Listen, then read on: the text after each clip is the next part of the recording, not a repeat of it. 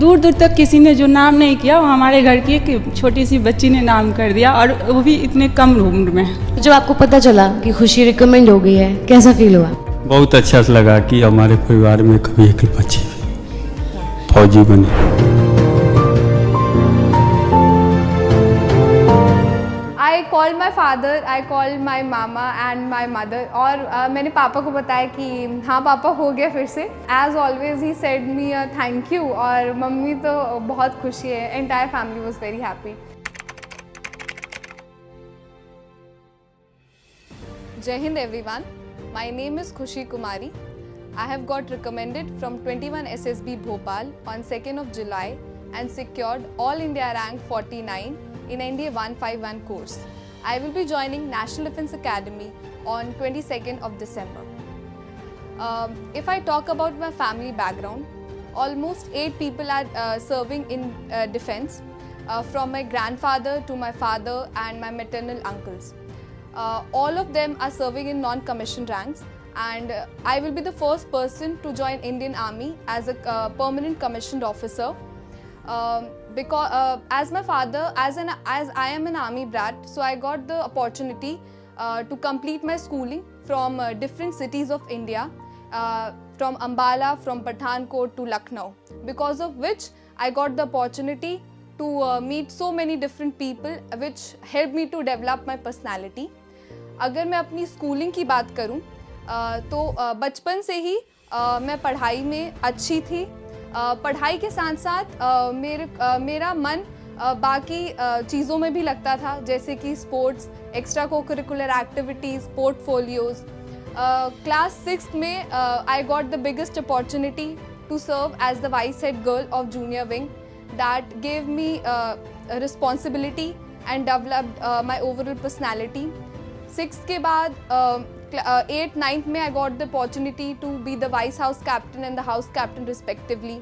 I secured a percentage of 94.3 in class 10th. I also participated in sports like basketball, volleyball and athletics during this period. Then after I moved to Lucknow, where I became also. When I was in class 11th, the notification that girls will be allowed to give exam in NDA came. So मेरा भाई prepare कर रहा था NDA के लिए. So I had this idea कि girls NDA एक exam होता है जो कि direct 12th के बाद आपको armed forces में officer बनने की opportunity देता है. But unfortunately, when my brother was preparing, it was not open for girls. When I came into 11, it was my hard luck that though I had in mind that मुझे कहीं ना कहीं defence बहुत अच्छा लगता था. I was already living in cantonment area, तो वहाँ का environment as compared to civil area was totally different. I always had एक अंदर चाहत थी कि एक फौज को ज्वाइन करूँ, बट तब अपॉर्चुनिटी नहीं थी. तो एक सेकेंडरी था कि सिविल सर्विसेज के लिए भी प्रिपेयर करेंगे, साइड बाय साइड सीडीएस भी करेंगे ग्रेजुएशन के बाद. पर जैसे ही एनडीए का नोटिफिकेशन आया, मुझे लगा ये अब मेरे लिए बना है, इसको अब मुझे करना है.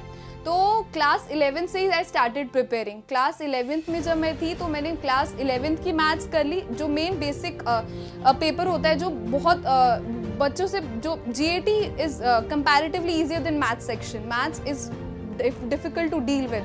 तो मैंने क्लास 11th में ही अपना मैथ्स का पूरा सेक्शन कवर कर लिया था, और साथ साथ में क्लास 12 का भी आधा सेक्शन हो गया था मेरा. आई गेव एनडीए 140, जो नोटिफिकेशन निकला था 148 कोर्स का निकला था. That time I had only 1 month and I just entered into class 11. So I decided not to give that, but I prepared for NDA 149. I gave the written. That was also not a counted attempt as I was already in class 11. 150 was my 12th appearing attempt, जिसमें अगर मैं पास करती तो I had the opportunity to join NDA. और मैंने NDA 150 के लिए I joined Centurion Defence Academy. I cleared the written. I joined Centurion Defence Academy. And till now for NDA 150, उसके बाद NDA 151 course, they have been a very important part of my journey. NDA 151 में I got recommended from 18 SSB Allahabad and I secured AIR 387, and unfortunately I got merit out. I had only 2 attempts and now I had only 1 attempt, so I thought कि इसमें तो करना ही करना है. And now for NDA 151 I got recommended again from 21 SSB Bhopal, and I secured All India rank 49.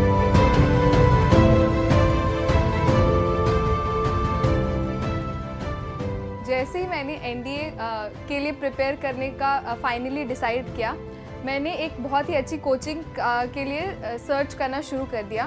तो I got to know about Centurion Defence Academy through the YouTube channel, और वहाँ के प्रीवियस रिकमेंडेशंस के numbers देखकर और उनका good result देखकर I finally enrolled into Centurion Defence Academy for NDA 150, and I cleared written in the very first attempt. For written मेरी ये स्ट्रैटेजी थी कि सबसे पहले मैथ्स का सेक्शन कट ऑफ क्लियर करना पड़ेगा. मैंने उन चैप्टर्स को प्रिपेयर किया जो ज़्यादा वेटेज भी रखते हैं और जो मेरे लिए इजी भी हैं, जिसकी वजह से मुझे 12th में बहुत ज़्यादा मदद मिली. तो आप PYQ बुक्स को रेफ़र कर सकते हैं. बेसिक यही था, जो मैथ्स का सेक्शनल कट ऑफ था वो बहुत आसानी से क्लियर हो गया. उसके बाद GAT के लिए मैंने 9th और 10th की NCERT सारी पढ़कर वहाँ के नोट्स बनाकर 4-5 बार अच्छे से रिवाइज किया, क्योंकि जो GAT का पार्ट होता है साइंस में बेसिक लेवल 9th और 10th का आता है. इंग्लिश के लिए आप जितना ज़्यादा प्रीवियस ईयर करेंगे उतना ज़्यादा आपके लिए बढ़िया है. और जनरल नॉलेज आप सेंचुरियन की यूट्यूब चैनल से monthly current affair, weekly current affair आप इजीली कवर कर सकते हैं. इस स्ट्रैटेजी के through I cleared my written in the very first attempt. मेरा पहला SSB पड़ा था 18 SSB इलाहाबाद, और that time I got recommended and I secured all India rank 387, and my interview score was also 387 that time. Unfortunately I got merit out. Merit out के बाद बुरा तो लगा था, नेचुरली कि किसी को बुरा लगेगा, पर मुझे पता था कि आई हैव दैट ज़ील, और मेरा जो डिफेंस फोर्सेस को ज्वाइन करने का मोटिवेशन था वो was way higher than this setback. तो मुझे मेरे पास अटेम्प्ट था अभी भी, और मुझे लगा और मेरे को लगा था I have to give it all in my this attempt. मैंने जितनी भी मतलब मिस्टेक्स की थी अपने प्रीवियस SSB में, आई नोटेड देम ऑल, और मैंने फिर उसको बहुत अच्छे से इम्प्रूव किया, जिसमें सर ने भी मेरी बहुत मदद की. फिर NDA 151 कोर्स में again I got recommended. Centurion में आपको बहुत अच्छी तरीके से प्रिपेयर किया जाता है. For example Shishir sir personally अपना साइकोलॉजी का पार्ट हैंडल करते हैं. उसमें आपके लेट नाइट सेशंस होते हैं, उसमें आप पर्सनली आप अपनी स्टोरी सर को सुना सकते हैं, और अगर उनको आपकी स्टोरीज पसंद आएगी तो वो आपको और मौका देंगे कि आप अपनी स्टोरीज और इम्प्रूव करो. सर पर्सनली आपको पूरा गाइड करते हैं फॉर एवरीथिंग, फॉर वैट, for TAT, for SRT, for SD भी सर आप अपना भेज सकते हो सर को पर्सनली, और वो आपके पूरा बता देंगे. उसके बाद सर का PYQ भी वो पूरा पर्सनली अपना चेक करते हैं. उसमें वो बताते हैं कि आपके ये एरियाज़ है जो आपके स्ट्रॉन्ग है, यहाँ से आपका क्वेश्चंस पूछ सकते हैं. जो मोस्ट जो आ सकते हैं आपसे इंटरव्यूइंग ऑफिसर जो आपसे पूछ सकता है, वो क्वेश्चन सर बहुत सारे क्वेश्चंस ऐसे होते हैं जो सर पहले से ही बता देते हैं कि ये डिफेंस से ये आपका डिफेंस बैकग्राउंड है तो ये पूछ सकता है. आपके पापा आर्मी एयर डिफेंस में तो ये मिसाइल्स पूछ सकते हैं आपसे, और ये मुझसे पूछा भी गया था. और फिर मॉर्निंग सेशन में आपको आदित्य सर आपके इंग्लिश स्पीकिंग क्लासेस लेती है, जो आपको बहुत कॉन्फिडेंस देता है. उसमें हम एवरी डे आपको एक क्वेश्चन मिलता है जो आपके इंटरव्यू में आपसे पूछा जा सकता है, तो वो हम प्रिपेयर करते थे. फिर उस पर हम लोग एक करके अपना वो क्वेश्चन सबको सुनाते थे. सर बताते कि यहाँ पे आप गलती कर रहे हो, ये अच्छा आपने बोला. तो इससे आपका इंग्लिश कम्युनिकेशन प्लस आप बहुत कॉन्फिडेंट होते हो, जिसकी वजह से आप SSB में आपको बहुत अच्छा रिजल्ट दिखने को मिलता है. उसके बाद आप PPDT यहाँ पे बहुत ज़्यादा स्ट्रॉन्ग होता है. अगर आप यहाँ पे डाउट केस हो तो फॉर श्योर आप वहाँ पे स्क्रीन इन होगे. OIR सेशंस आपको दिए जाते हैं. उसके बाद GTO बहुत अच्छा है. Colonel Sharma sir was the GTO at my time. GD और GPE बहुत अच्छा यहाँ पे बहुत अच्छे तरीके से कंडक्ट होता है. प्लस शर्मा सर आपको जो बेसिक न्यूज़पेपर रीडिंग होती है कैसे करनी है, क्या क्या क्वेश्चंस आपको, क्या क्या न्यूज़ आपको सिलेक्ट करनी है, इसके बारे में बताते हैं. So this all makes a lot of difference in your performance in the real SSB. So मेरी SSB 28 June to 2nd July थी. On the morning of 28 June हमारी रिपोर्टिंग हुई मिलिट्री स्टेशन भोपाल. उसके बाद बस के थ्रू हमको SSB सेंटर लेके गए. एट द टोटल 68 स्टूडेंट्स की रिपोर्टिंग थी और बहुत सारे रिपीटर्स भी थे. 9 और 10 रिपीटर्स भी थे. तो सबसे पहले हमारा OIR हुआ. तो OIR बच्चे बहुत मतलब कैजुअली लेते हैं, but OIR is very important for you because ये स्क्रीनिंग में तो आपकी मदद करेगा ही करेगा. क्योंकि अगर आप OIR 1 होंगे तो अगर किसी भी तीनों असेसर्स ने किसी में से भी आपको एक येस केस भी दे दिया तो आप इन हो जाते हैं. जैसे जैसे आपकी OIR डिक्रीज होती है तो आपको ज़्यादा येस चाहिए होते हैं to get screen in. OIR आपकी यहाँ पे भी मदद करेगा. उसके बाद आपसे 2 डोजियर भरवाए जाते हैं, उसमें दोनों पे ऊपर OIR लिखा रहता है. एक आपके इंटरव्यूअर के पास जाता है जिसकी मदद से वो आपका बेसिक लेवल ऑफ इंटेलिजेंस देखते हैं, और एक आपका साइक के पास जाता है. तो OIR प्रैक्टिस करना बहुत ज़्यादा इम्पॉर्टेंट है. सबसे पहले आपके 2 OIR के सेशन होते हैं, टेस्ट होते हैं. उसके बाद मेन आपका PPDT होता है. तो PPDT में हमारी पिक्चर ऐसी शो की गई थी कि सामने 2 मतलब एक लड़का और एक लड़की एकदम सामने खड़े थे और पीछे गार्डन और फील्ड टाइप का एक सीन दिख रहा था. तो आई made a story on modern agriculture methods. तो जैसे मैंने स्टोरी लिख दी और उसके बाद जब बाहर आते हैं तो आपके पास एम्पल टाइम होता है, उसको आप वेस्ट ना करें. वो बहुत ज़्यादा एक क्रूशियल टाइम होता है. सबसे पहले आपको क्या करना चाहिए कि 3-4 बार जैसे आप अपनी स्टोरी, अगर आप वहाँ पे बहुत बार होता है आप अपनी स्टोरी कंप्लीट नहीं कर पाते हैं, तो आप एक फाइनल कंक्लूजन सोच के, एक पॉजिटिव कंक्लूजन सोच के और 3-4 बार अपनी स्टोरी को जहाँ पे जैसे वहाँ पे नरेट करते हैं वहाँ पे ही क्योंकि ग्रुप डिस्कशन में उनका फोकस पूरे ग्रुप पर रहता है. नरेशन ये एक ऐसा पार्ट है वो सिर्फ आप पर फोकस करते हैं, आपके बॉडी लैंग्वेज, आपके कॉन्फिडेंस और आपके वे ऑफ स्पीकिंग पर. जैसे ऐसे 3-4 बार आपने अपनी स्टोरी रिवाइज कर ली तो बच्चे क्या करते हैं, वो थोड़ा थोड़ा डिस्कस करने लगते हैं कि ये मैंने देखा. तो आपको एक मोटा मोटा आइडिया लग जाता है कि मेन जो स्टोरी का थीम होने वाला है वो ये स्टोरी बनने वाली है.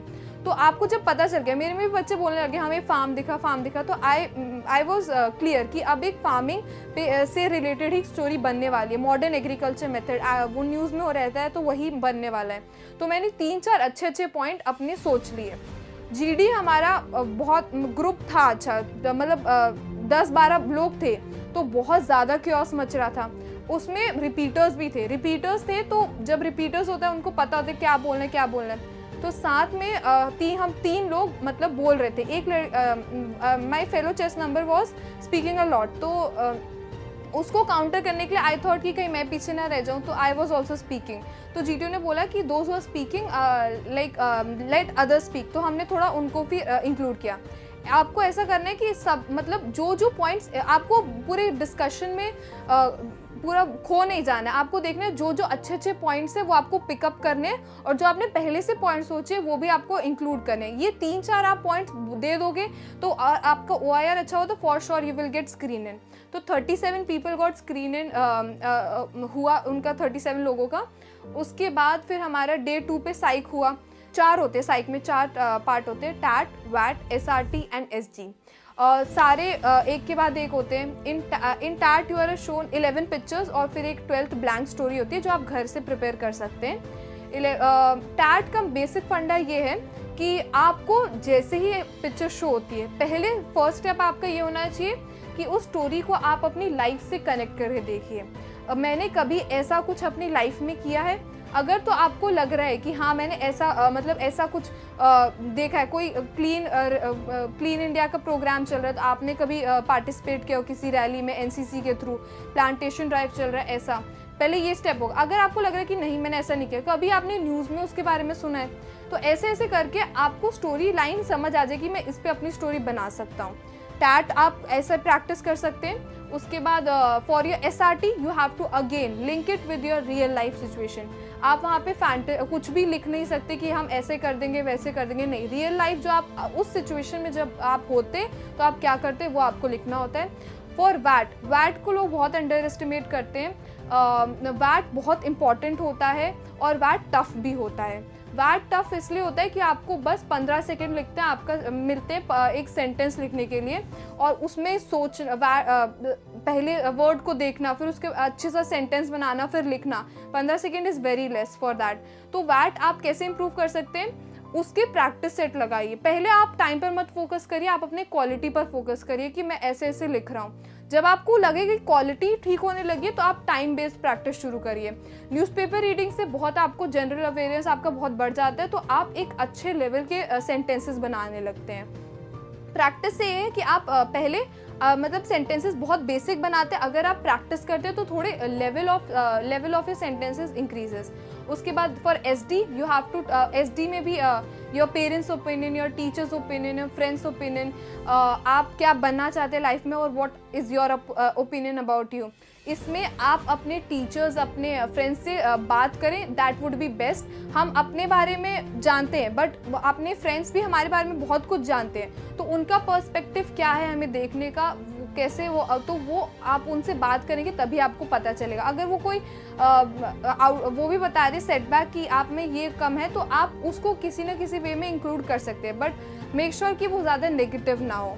और उसके बाद जब आपका साइक टेस्ट हो जाता है, उसके बाद आपको इंटरव्यू का शेड्यूल बताया जाता है कि आपका किस डे पे कौन सा इंटरव्यू। तो my interview was on day 3, और डे 2 से ही इंटरव्यू शुरू होने लगता है। तो डे 3 में मेरा इंटरव्यू था, तो मैं गई। हमारा मेन जो कैंडिडेट्स लाइन है उससे थोड़ा सा अबाउट 200 मीटर्स है भोपाल के इंटरव्यूइंग ऑफिसर्स के केबिन्स, वहाँ पे हम गए। तो I forgot my chest number, तो उधर से आंटी बोल रही है कि चेस्ट नंबर क्या है, तो I had to run back and then collect. तो उसमें मैं थोड़ा सा उसी में मेरे को पैनिक हो गया था कि यार ये स्टार्ट ऐसा हुआ है तो अब आगे कैसे करेंगे।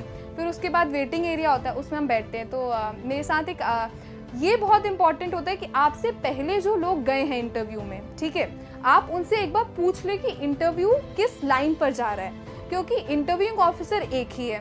वो बेसिकली वही कुछ क्वेश्चंस रिपीट होने के बहुत मैक्सिमम चांस होते हैं। मेरे क्वेश्चंस 3-4 क्वेश्चंस रिपीट हो गए उसी लाइन के, क्योंकि हमारे वेटिंग एरिया में हमारी एक आंटी बैठी थी, तो सबसे बात कर रही थी। तो सबका इंटरव्यू में क्या हुआ था कि जो भी पहले जा रहा था, the interviewing officer was asking, अच्छा आप क्या कर रहे थे? सब बोलते कि सर हम आंटी से बात कर रहे थे। तो सर सबसे पहले पूछते कि अच्छा आंटी से क्या बात की। तो मेरे को लगा था कि मेरे को पता चल गया था आंटी से बात करने वाला क्वेश्चन पक्का आने वाला है। तो आंटी से मैं अच्छे से बात करके गई, आंटी आपका फैमिली बैकग्राउंड क्या है। आंटी खुद ही बताने लगी मेरी इतनी डॉटर्स है, ये है वो है। तो it was a very fun time. Waiting में बिल्कुल ऐसा प्रेशर नहीं फील हुआ। उसके बाद जब ये, और सबसे पहले as I was a repeater also previously recommended, my first interview was totally PIQ based, but this time it was not. पहला ही क्वेश्चन मुझसे पूछा गया, your father is posted on the Indo-Bhutan border, tell me some problems faced by him. अब ये मेरे को पता चल गया कि सर ये पहला ही क्वेश्चन ऐसा पूछ लिया। जनरली क्या होता है, इंटरव्यूइंग ऑफिसर थोड़ा इजी गोइंग रखते हैं स्टार्टिंग में, ताकि आप ज़्यादा प्रेशर फील ना करो फॉर फ्रेशर कैंडिडेट्स।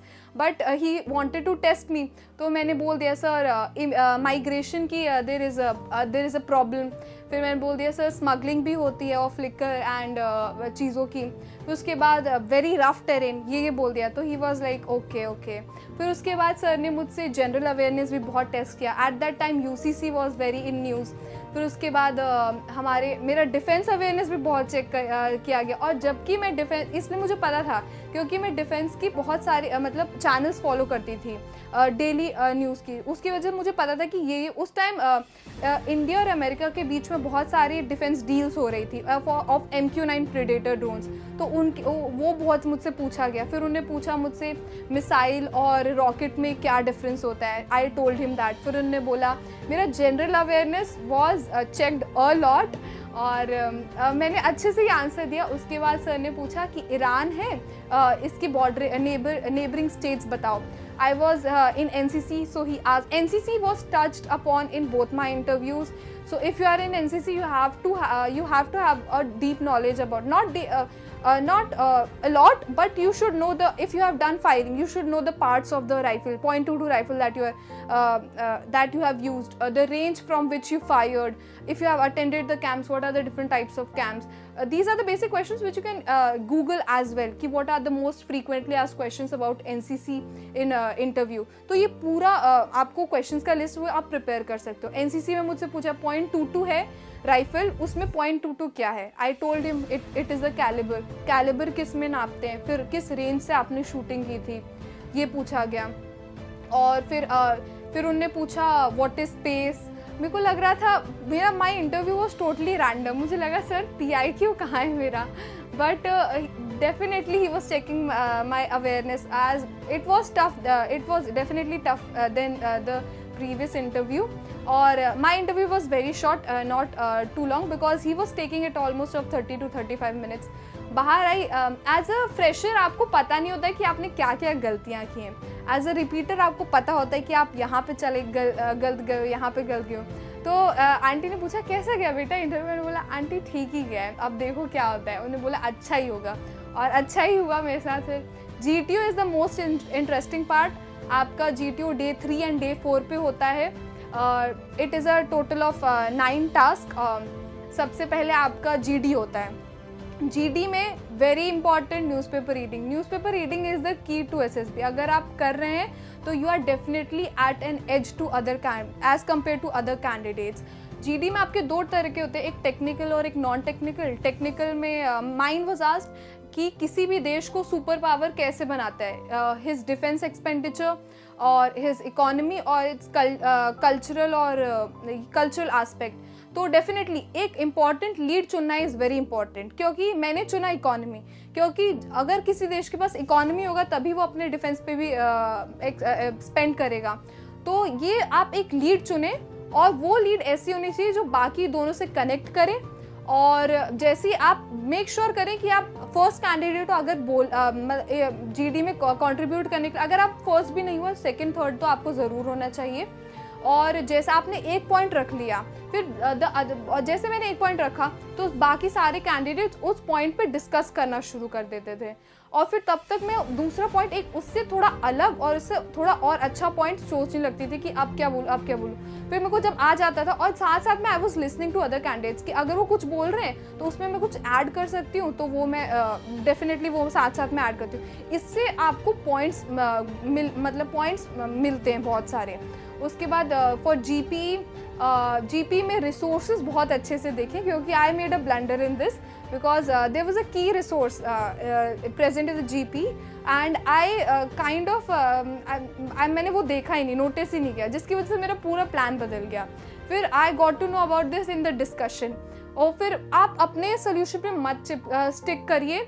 वो आप देखते हैं, GTO भी देखते हैं कि कौन सा कैंडिडेट है जो ग्रुप में कंट्रीब्यूट कर रहा है और कौन सा ग्रुप को पीछे ले जाने की कोशिश कर रहा है. तो आप एक लिंक बनाइए ग्रुप में. जनरली 2 to 3 ग्रुप्स सब डिवाइड हो जाते हैं उसमें, तो आप उन दोनों को फिर से मर्ज करिए, तभी बाकी सब आपको नॉमिनेट करेंगे ग्रुप प्लान देने के लिए. For PGT HGT very important, आप एंटर करिए, डोंट बी हेजिटेंट. और बाकी IO लेक्चरेट और ये सब भी लेक्चरेट न्यूज़पेपर पढ़ने आपसे अच्छे से हो जाएगा.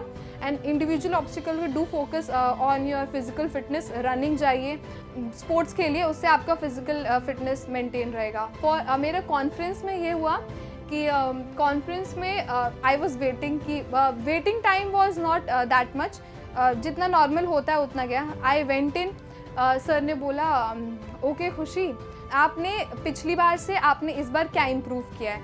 तो आई टोल्ड हिम कि सर मैंने बहुत सारे मिस्टेक्स पिछली बार कमिट की थी.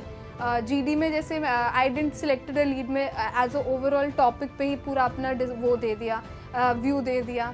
फिर उसके बाद PGT में PGT HGT और ये FGT और सीटी में इतना मेरा वो नहीं था कंट्रीब्यूशन कि मैं अंदर नहीं गई, मैं बाहर से आइडियाज़ दे रही थी, बट इम्प्लीकेशन के भी मार्क्स होते हैं तो इस बार मैंने उस पर भी फोकस किया।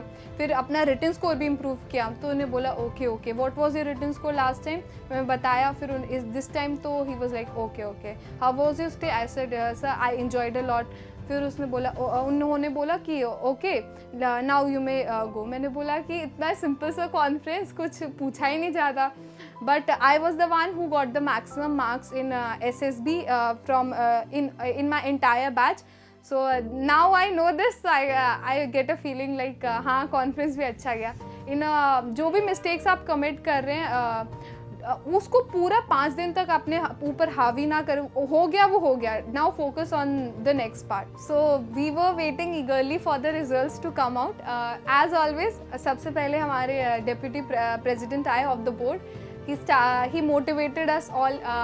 यही होता है सबसे पहले रिजल्ट देने से पहले सबको मोटिवेट किया जाता है कि you can do very well in life. So जैसे जैसे चेस्ट नंबर बोलने लग गए, टोटल 9 रिकमेंडेशन थे और I was the third last person to be selected. So they announce my chest number 28 Khushi Kumari. And after that हमें बोला जाता है कि अपना रोल नंबर और अपना डेट ऑफ बर्थ बोलते हैं। तो एक्साइटमेंट में मैंने कुछ और ही डेट बोल दी, तो बोले हाँ कैन यू प्लीज़ रिपीट। मैंने बोला सर ये है ये, वो बोलते ओके। फिर हम लोग बाहर गए, फिर डॉक्यूमेंटेशन होता है। फिर I call my father, I call my mama and my mother, और मैंने पापा को बताया कि हाँ पापा हो गया फिर से। वो पापा को पता है कि रिकमेंडेशन तो अच्छी बात है but finally is your merit. And as always he said me thank you, और मम्मी तो बहुत खुशी है, entire family was very happy. But the main कि after getting merit in it was a very special moment of my life, or finally I know where I am going and I will be giving my best there. So a message from me to all the young aspirants who are watching out there. सबसे पहले the first step is to qualify your written. अगर written ही नहीं clear करेंगे तो आगे कैसे बढ़ेंगे? तो सबसे पहले सिलेबस डाउनलोड कर लो, देख लो कि क्या क्या मैं अभी से ही प्रिपेयर कर सकता हूँ। 11th 12th में मैथ्स कंप्लीट, 11th में ही मैथ्स इनफैक्ट कंप्लीट कर लो, 9th 10th में साइंस कंप्लीट कर लो, बहुत इजी पाथ हो जाएगा। ऑल्सो डेवलप योर हॉबीज़, क्यों? बिकॉज बहुत सारे बच्चे होते हैं उनका एक बार रिटन पहले क्लियर हो जाता है, फिर वो हॉबीज़ बनाना शुरू करते हैं, तो इंटरव्यू में फंस जाते हैं।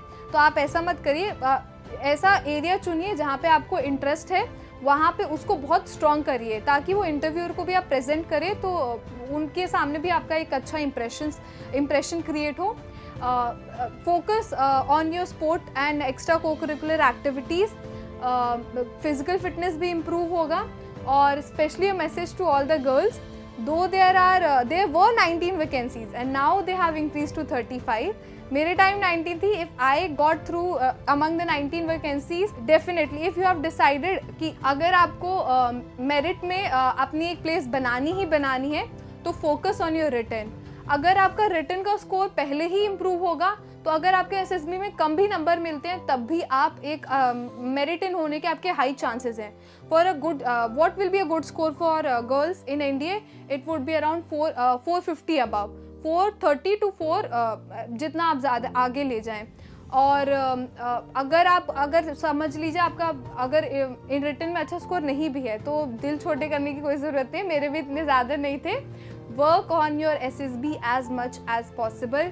जितना ज़्यादा डिटेल माइन्यूटली आप अपनी हर एक टास्क को करेंगे उतना ज़्यादा आपके इंटरव्यू में मार्क्स बढ़ने की बहुत ज़्यादा chances, because I improved my interview score to 387 to 449 और total of 62 marks in a very short time. तो अपनी मिस्टेक्स को जानिए कि मैंने क्या क्या गलती की थी और उन पे काम करिए। For scoring good in SSB, जितना ज़्यादा आप अपनी गलतियों को इम्प्रूव करेंगे उतना ज़्यादा आपके SSB स्कोर बढ़ने के चांसेस हैं। एंड थैंक यू, जय हिंद। अगर आप 11th या 12th स्टैंडर्ड के स्टूडेंट होने के साथ साथ एक डिफेंस एस्पिरेंट भी हैं और NDA एग्जामिनेशन क्रैक करना चाहते हैं तो आप ज्वाइन कर सकते हैं सेंचुरियन डिफेंस एकेडमी के NDA फाउंडेशन कोर्स को। इस कोर्स में आपको मिलेगा NDA एग्जामिनेशन का full syllabus coverage, daily classes, daily current affairs, weekly mock test and free study material. For admission details, you can call or WhatsApp us at 9795977776, or you may visit our official website www.centuriondefenseacademy.com. Thank you. Jai Hind.